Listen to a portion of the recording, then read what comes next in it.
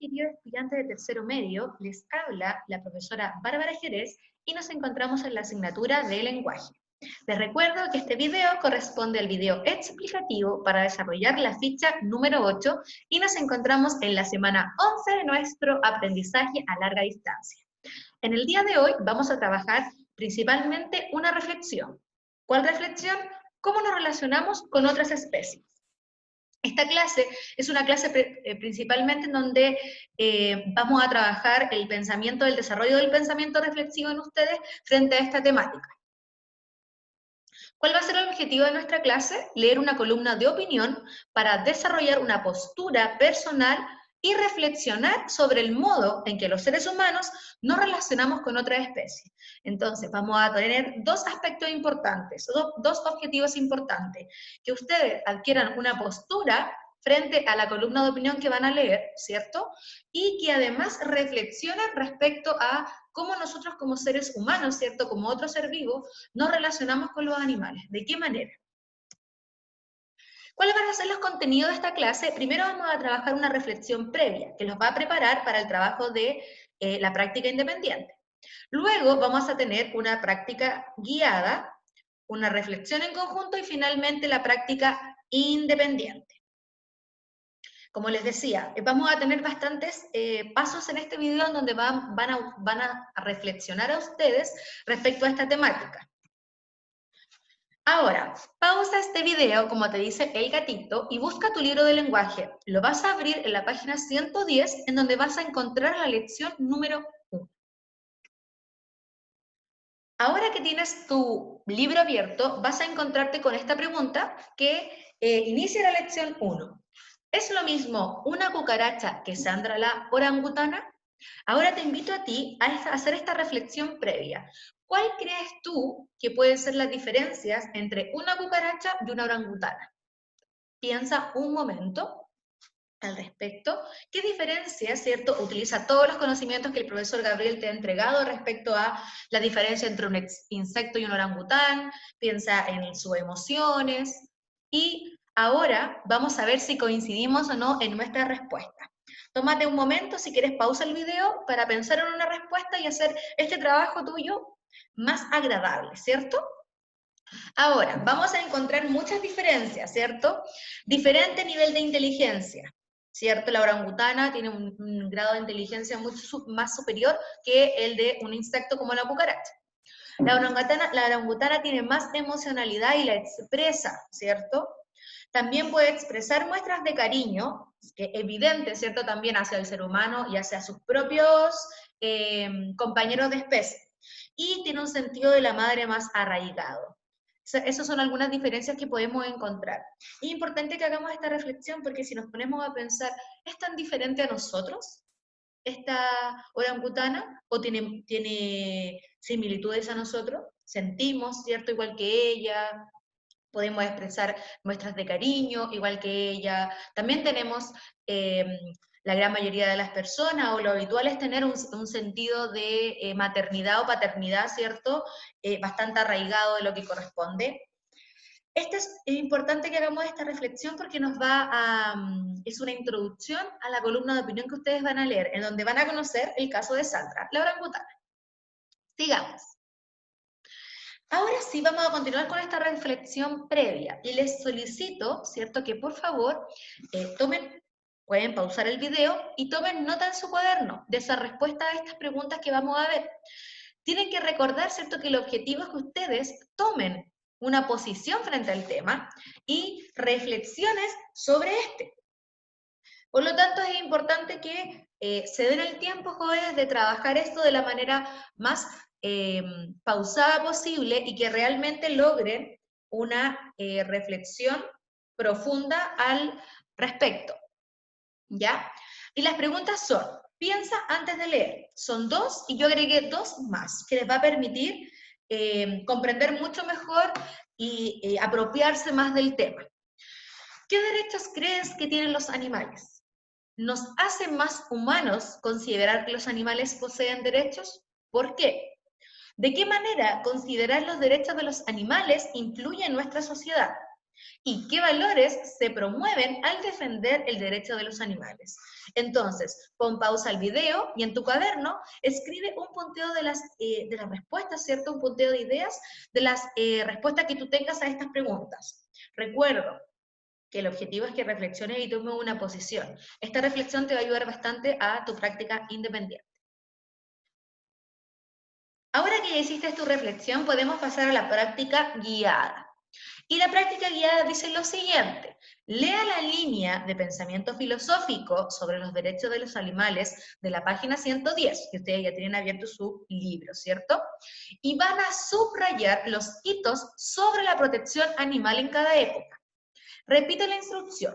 En la página 110 ustedes pueden evidenciar una línea de pensamiento filosófico sobre cómo han avanzado en el tiempo la idea de los derechos de los animales. La van a leer y van a subrayar los hitos que cada año, cada siglo les presenta la línea de pensamiento filosófico. ¿Ya? Lo van a subrayar. Profesora, ¿por qué tenemos que hacer esto? Bueno, realizamos este proceso para aumentar el conocimiento sobre el tema. Ya recuerden que para poder tomar una postura, ¿cierto? Posicionarte con una opinión, primero debes conocer frente al tema. Entonces, para poder llegar a ese nivel, primero tienes que conocer cómo ha sido, ¿cierto? O cómo el ser humano a lo largo del tiempo ha abordado el tema de los derechos de los animales. Entonces, repito la instrucción. Pausa el video, lee la línea de pensamiento filosófico y destaca, ¿cierto? Con un destacador o con un lápiz subrayando los hitos de cada año que les presenta. Y acá tenemos entonces la respuesta de cómo ustedes lo tendrían que haber hecho, ¿cierto? Acá tenemos tránsito del pensamiento filosófico sobre los derechos animales. Y tenemos primero que en la antigüedad, ¿cierto? En su texto Obras Morales sobre las Costumbres, el pensador griego Plutarco se preguntó la relación que establecen los humanos con los animales. Y acá tenemos el primer cuestionamiento, ¿cierto? Llegando a cuestionar si era necesario matarlos y alimentarse de ellos. O sea, en la antigüedad ya hubo una persona que tuvo esa necesidad y reflexionó respecto a cómo nosotros como seres humanos nos relacionamos con los animales. Si era correcto no asesinarlos para alimentarlos, por ejemplo. Luego, en los siglos XVIII y siglos XIX, ¿cierto? Vamos a tener que numerosos filósofos se preguntaron por el deber que se tiene con los animales, pero no fue hasta 1892, aquí está el hito, ¿cierto? Por eso está subrayado, con la publicación de Derechos Animales, Consideraciones en relación al progreso social de Henry Salt, que se plantea de forma seria la necesidad de defender la vida y libertad de los animales domésticos y salvajes. Luego, entre 1970 y 1980, vamos a tener que Peter Singer publica La liberación animal en 1975. Y en esta estipula, ¿cierto?, que los animales también sienten dolor, por lo que deben tener derechos. Y en 1983, Tom Revan propone el caso de los derechos animales. El caso de los derechos animales, que estos deben tener derechos porque son capaces de manifestar autoconciencia y que buscan estados de bienestar. Y finalmente, entre 1990 y el 2000, en 1995, Gary Francione, perdonando la pronunciación de todos los nombres, señala que la única forma de otorgar derechos a los animales es no tener propiedad sobre ellos. Y luego, en el 2004, Joan Dunaper publica el libro Especismo, en el que critica la teoría de que existen especies que merecen un trato diferente dependiendo del tipo al que pertenecen. Si se dan cuenta, esta línea filosófica de tiempo, ¿cierto?, nos va explicando cómo el ser humano ha ido reflexionando y evolucionando en la forma en que perciben los animales, ¿cierto? Ahí podemos tocar un tema muy importante, por ejemplo, el tema de los cosméticos, la prueba, ¿cierto?, de los cosméticos de los animales, o el uso de la ropa también en la industria de la moda, que también se utiliza, y que es muy criticado, ¿cierto?, desde hace mucho tiempo, pero aún así no ha sido erradicado. Esas entonces son las preguntas que podemos hacernos en torno a este tránsito del pensamiento filosófico. Ahora reflexionemos juntos.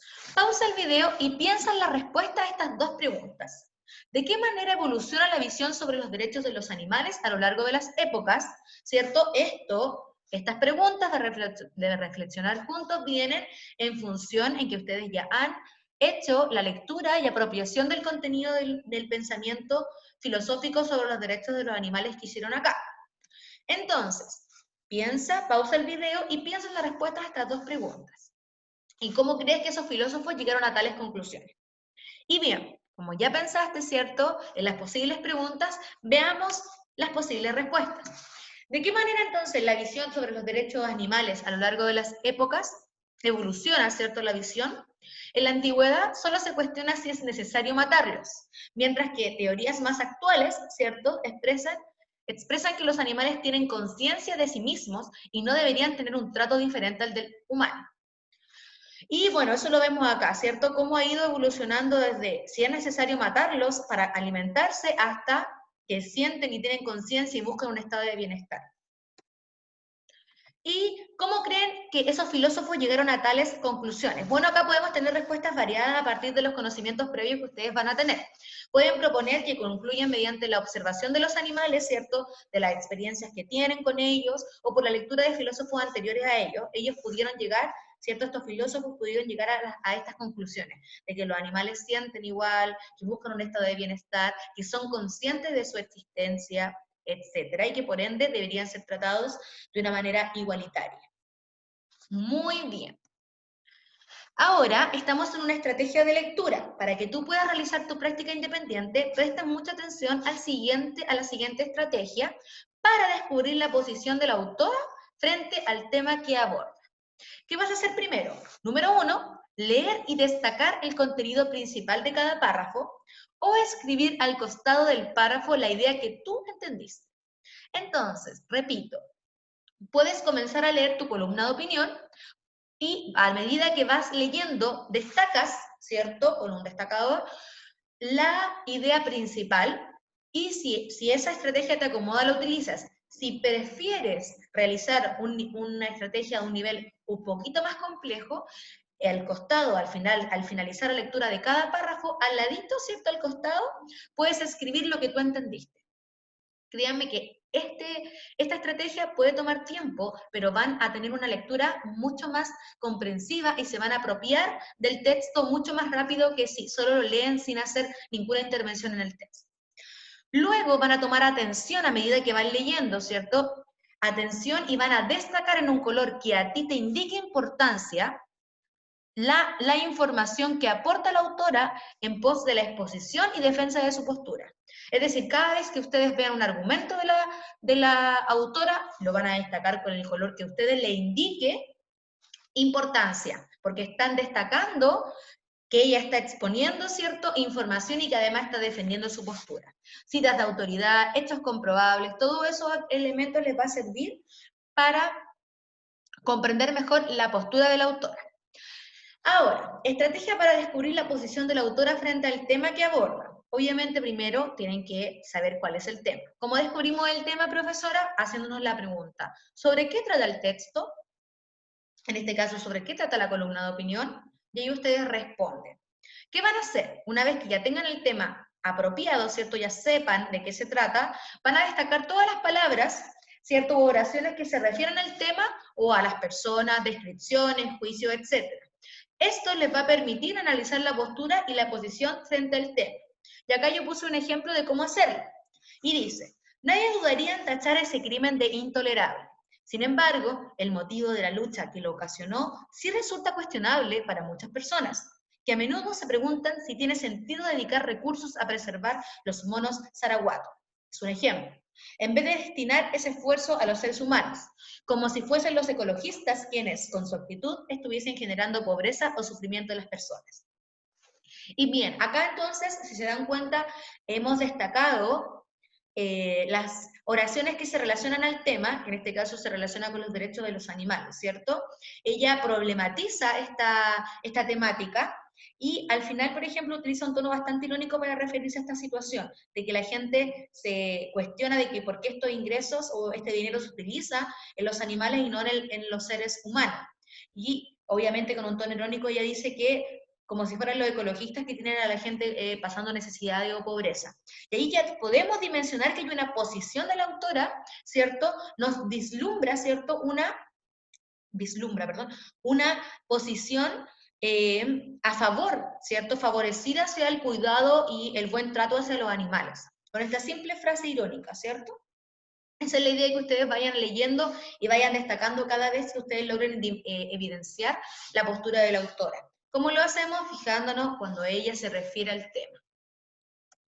Y bien, esta es su práctica independiente. Van a trabajar 3 preguntas. Las primeras 2 las van a encontrar en la página 114. ¿Ya? La columna de opinión comienza en la página 111 y termina en la página 114, y en la misma página 114 se van a encontrar con estas preguntas. La pregunta número 3 es una pregunta que yo he insertado en su práctica independiente, no está en el texto. Las que están en el texto son estas 2. ¿Qué postura defiende la autora de la columna sobre el tema de los derechos animales? ¿Y cuáles son las posturas que se contraponen a esta columna? ¿Ya? Y finalmente, si tú estás de acuerdo con la postura de la autora, sí, ¿por qué? Deben argumentar. Y acá trabajamos los 2 objetivos. En esta pregunta trabajamos la reflexión, ¿cierto?, en torno a los derechos de los animales, ¿cierto? Y acá la postura que ustedes van a adquirir frente a esta temática. La columna de opinión, entonces, se trata sobre la defensa de los derechos de los animales, y la autora problematiza, ¿cierto? Ya tiene una postura y ustedes van a tener que descubrirla a lo largo de la lectura. De esta manera, jóvenes, me despido. Hasta la próxima. Este trabajo ha sido hecho con mucho cariño por la profesora Bárbara y espero que les vaya muy bien en su ficha número 8 de trabajo. Nos vemos en la siguiente clase a larga distancia. Que tengan muchos cariños. Hasta luego.